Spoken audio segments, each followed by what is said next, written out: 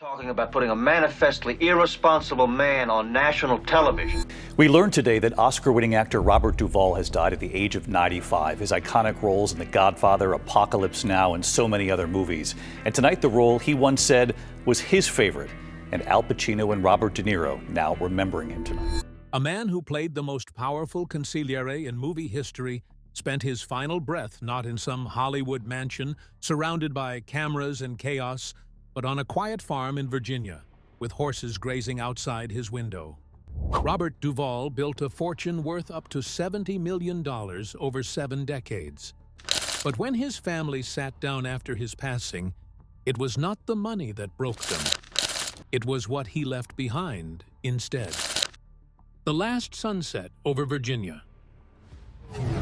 On the evening of February 15, 2026, the rolling hills of Fauquier County, Virginia, fell silent in a way that felt different from any other night.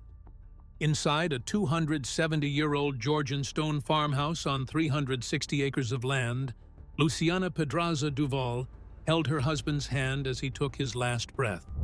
Robert Duvall was 95 years old. There were no cameras, no publicists crafting a statement, no Hollywood entourage filling the hallways, just a wife, a quiet room, and the kind of exit that only a man who truly understood storytelling would choose for himself. The news broke across every major network within hours. CNN, NBC, PBS, and every entertainment outlet in the world carried the headline about the Oscar-winning actor's passing at age 95. But while the world processed the loss of a legend, something unusual happened inside the Duvall home. The family released a statement that caught everyone off guard. They asked that there be no formal funeral and no black tie gathering of Hollywood royalty. Instead, they made a request that was so simple it almost hurt to read. They asked people to honor Robert by watching a great film, telling a good story around a table with friends, or taking a drive in the countryside. That was it. No red carpet farewell for a man who had earned the right to the grandest send-off in Hollywood history. And when you sit with that request for a moment, you realize something. This was not just a family grieving.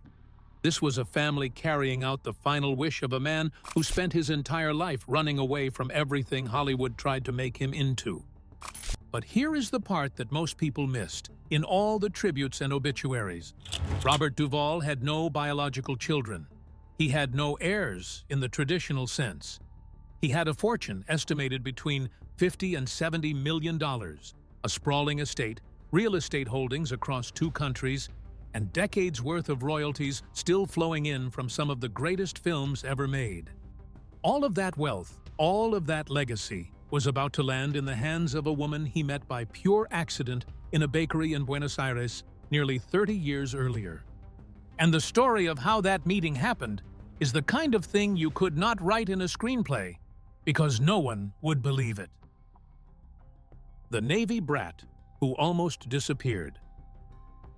Let me take you back to the beginning, because the Robert Duvall the world knew and the Bobby Duvall who grew up bouncing between Navy bases are 2 very different people. He was born on January 5, 1931, in San Diego, California, the second of 3 sons to a Navy Rear Admiral father and a mother who was an amateur actress. His father was Rear Admiral William Howard Duvall, a decorated Navy officer who expected discipline, order, and obedience from his boys. His mother, Mildred Virginia Hart, was a quiet woman with a secret love for the stage. That bloodline carried weight, but in the Duvall household, it was the military that defined everything. Young Bobby grew up as a Navy brat, moving from base to base, never staying in one place long enough to put down roots. He landed at Severn School in Maryland and later enrolled at Principia College in Illinois, where he nearly flunked out. His grades were so bad that his parents, desperate for a solution, suggested he try drama classes just to stay enrolled and avoid the Korean War draft. It was not a calling. It was a survival tactic. But something happened in those classrooms that nobody expected. The kid who could not sit still in a lecture hall came alive on stage. He graduated with a drama degree in 1953. served a year in the Army at Camp Gordon in Georgia, and then made the decision that would change American cinema forever. He moved to New York City and enrolled at the neighborhood Playhouse School of the Theater to study under the legendary acting teacher, Sanford Meisner. His classmates read like a future Hall of Fame. Dustin Hoffman was his roommate, while Gene Hackman and James Caan became close friends during those struggling years in New York. 4 men sharing cramped apartments and empty refrigerators, all of them destined to become giants. But in those early years, none of them had a dime. Duvall worked as a post office clerk, a department store employee, and a truck driver just to pay rent while he chased auditions. His big screen debut came in 1962, when he was cast as the mysterious Boo Radley in To Kill a Mockingbird. He had almost no dialogue. He appeared on screen for just a few minutes, but the way he looked at Scout in that final scene, first with something that resembled fear and then with a warmth that made audiences catch their breath, announced something rare. This was not an actor who needed words to fill a room, and the man who noticed him that day was a director named Francis Ford Coppola, who filed that performance away in his memory for almost a decade, before making a phone call that would change both of their lives. The consigliere and the $36,000 paycheck. When Francis Ford Coppola began casting The Godfather in 1971, the studio wanted big names and safe choices.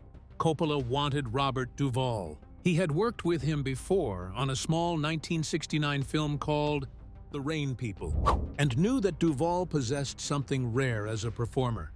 Here is something that will blow your mind. Duvall was cast as Tom Hagen, the German-Irish adopted son of Don Corleone, who serves as the family's consigliere. The role paid him just $36,000 for a performance in what would become one of the most celebrated films ever made. To put that in perspective, that is roughly the price of a mid-range car today. But what Duvall did with that role transcended money. Tom Hagen was never the loudest person in any scene. He never fired a gun. He never made grand speeches. He sat at the edge of the frame, listening, advising, calculating. And that restraint is exactly what made the performance unforgettable. The film earned Duvall his first Academy Award nomination for Best Supporting Actor. He returned for The Godfather, Part 2 in 1974, for a significantly higher salary. But when Paramount came calling for The Godfather Part 3 in 1990, everything fell apart. The studio offered Duvall far less than his co-star Al Pacino, and Duvall refused to accept the disparity in pay. He did the math and said no. He told 60 Minutes years later that he would have accepted the role if Pacino had been paid twice what he earned. That would have been fair, but 3 or 4 times more was an insult. He called the producers cheap and walked away. The film went on without Tom Hagen, and most critics agree it suffered for it.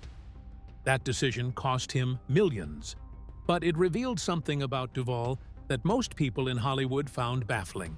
He valued principle over profit, and that philosophy would define every major financial decision he made for the rest of his life. What nobody realized at the time was that the money he walked away from would pale in comparison to the fortune he would quietly build over the next 3 decades through a combination of brilliant role choices, real estate investments, and one deeply personal passion project that nearly bankrupted him. An Oscar, a cowboy hat, and a song nobody expected. After The Godfather turned him into a star, every agent in Hollywood probably expected Duvall to cash in with a string of high-paying mob movies. Instead, he went in the exact opposite direction. He took roles that nobody expected, and that most actors would have been afraid to touch. In 1979, he stepped into the madness of Francis Ford Coppola's Apocalypse Now as Lieutenant Colonel Bill Kilgore, the surf-obsessed military commander who delivered one of the most quoted lines in cinema history. That performance earned him a BAFTA and a Golden Globe, along with another Oscar nomination. That same year, the great Santini earned him his first Best Actor nomination for playing a domineering Marine pilot who bore an uncomfortable resemblance to his own father. Then came the role that broke him wide open. In 1983, Tender Mercies cast Duvall as Max Sledge, a washed-up country singer trying to find redemption in a small Texas town. Duvall insisted on singing every note himself. He had it written into his contract. He even composed some of the songs. Duvall won the Academy Award for Best Actor.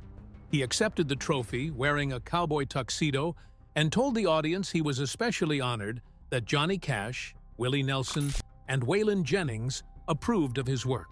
It was the most Robert Duvall moment imaginable, standing on the biggest stage in entertainment and caring more about what three country legends thought than what the Academy thought. In 1989, the Lonesome Dove miniseries gave him what he called his personal favorite role as Captain Augustus McCrae, the philosophical retired Texas Ranger. Tens of millions of viewers tuned in over 4 nights on CBS. Then he did something that shocked everyone. He spent over a decade developing a screenplay called The Apostle about a Pentecostal preacher on the run, eventually investing $5 million of his own money to make the film when no studio would finance it. The film grossed over $21 million and earned him his 5th Oscar nomination. It was proof that Duvall did not just act for money. He acted because something inside him demanded it. By the time his 7th and final Oscar nomination came for The Judge in 2014, he was 84 years old.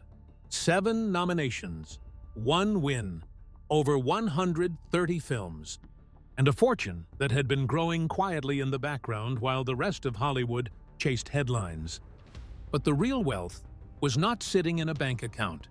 It was sitting on 360 acres of Virginia countryside.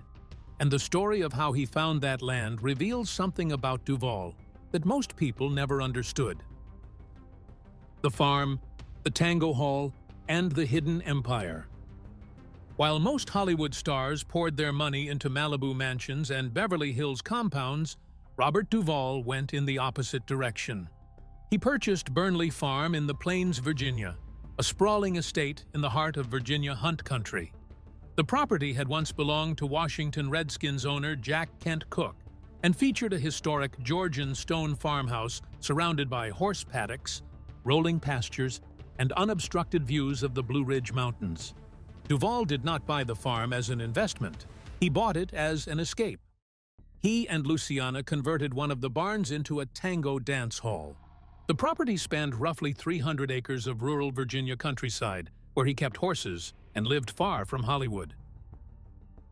He previously owned another Virginia property near Purcellville that was listed for sale at $3.7 million in early 2024.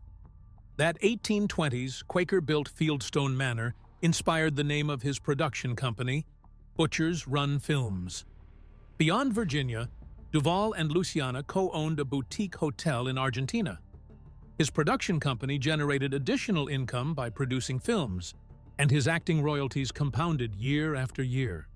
Most estimates place Duvall's net worth in the range of $50 to $70 million, built through steady work across 7 decades rather than a handful of massive paydays.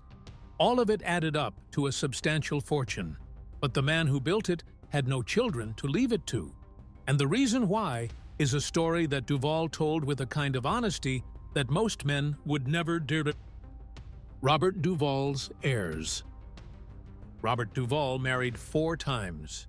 Each marriage reflected a different era of his life, and each ended in a way that revealed something painful about the cost of being completely devoted to your craft.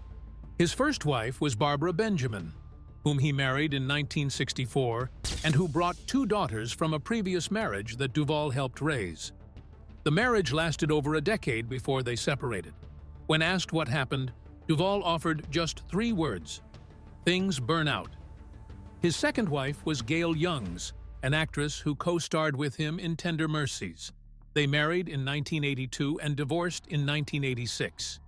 His third wife was Sharon Brophy, a professional tango dancer. They married in 1991 and divorced in 1995.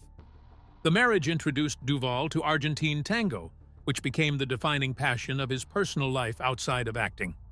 And then came the bakery. Duvall met Luciana Pedraza in Buenos Aires in the late 1990s, and she was approximately 41 years his junior. He wanted to buy flowers. The flower shop was closed, so he walked into a nearby bakery instead. Standing there was a young Argentine woman who claimed she had absolutely no idea who he was. They shared the same birthday, January 5th, and dated for years before marrying in 2005. Together, they built a life on that Virginia farm. They danced tango. They traveled to Argentina. They founded the Robert Duvall Children's Fund to build schools and hospitals for impoverished children. But they never had children of their own. Duvall never had biological children, despite his 4 marriages, and he and Luciana considered adoption, but never followed through. And so, when Robert Duvall died on that February evening in 2026, his entire fortune, every dollar earned from The Godfather and Apocalypse Now and Tender Mercies and Lonesome Dove and The Apostle and 130 other films, all of it was destined to flow to one person, the woman from the bakery. The fortune that makes his family cry. As of February 17, 2026, no details about Robert Duvall's will or estate plan have been made public. Under Virginia law, a surviving spouse typically inherits the entire estate when there are no children, unless a will provides otherwise. Luciana Pedraza Duvall is the presumptive primary beneficiary of a fortune estimated between $50 and $70 million. But here is what makes this story different from every other celebrity inheritance story you have ever heard. There is no fight. There are no estranged children hiring lawyers. There are no secret love children emerging from the shadows. There are no family members contesting the will on cable news. The silence around Robert Duvall's estate is almost deafening, and that silence tells you everything you need to know about the kind of man he was. The tears his family shed were not about money. They were about the realization that a man who could have lived like a king in Hollywood chose instead to spend his final decades on a horse farm in Virginia, dancing tango with his wife, feeding cattle, and watching the sun set over the Blue Ridge Mountains. He turned down millions on principle. He spent his own fortune making films he believed in. He never chased fame. He never sold his personal life for publicity. And when it was time to go, he asked his family to make sure there was no spectacle, just a quiet goodbye. Al Pacino called him a born actor, while Coppola mourned the loss of someone essential to everything he built. Viola Davis said she was in awe of his towering portrayals, and stars from every generation paid tribute to his extraordinary legacy. But maybe the most telling tribute was not any of those famous voices. Maybe it was the family's request itself. No funeral, no memorial. Just watch a great film. Tell a story. Take a drive. That is how Robert Duvall wanted to be remembered. Not with tears over a fortune, but with the simple, honest human moments that he spent his entire career trying to capture on screen. He once said he was more proud of a typed letter Marlon Brando sent him after The Godfather than he was of his Oscar. Think about that for a moment. A man with 7 Academy Award nominations valued a single letter from a peer more than the golden statue the whole world chases. And that is the part that should sit with you long after this story ends. Robert Duvall accumulated $70 million, and the people closest to him did not cry because of the money. They cried because the man who earned it was irreplaceable, because no amount of wealth can fill the chair at the head of that farmhouse table, because the tango hall in the barn will stay quiet now, because the horses will graze without anyone watching from the porch. The fortune was never the point. The fortune was just proof that a man who always chose truth over fame, principle over profit, and love over convenience managed to build something extraordinary anyway. And the tears his family shed were the kind of tears that money can never buy and can never stop. That is the real inheritance Robert Duvall left behind. Not dollars, not property, not royalties, just the devastating, beautiful proof that you can live an entire life on your own terms and still leave everyone around you wishing you had stayed a little longer. That was the story of Robert Duvall and the fortune that made his family cry. Drop your thoughts in the comments below and let us know which Robert Duvall performance hit you the hardest and stayed with you the longest.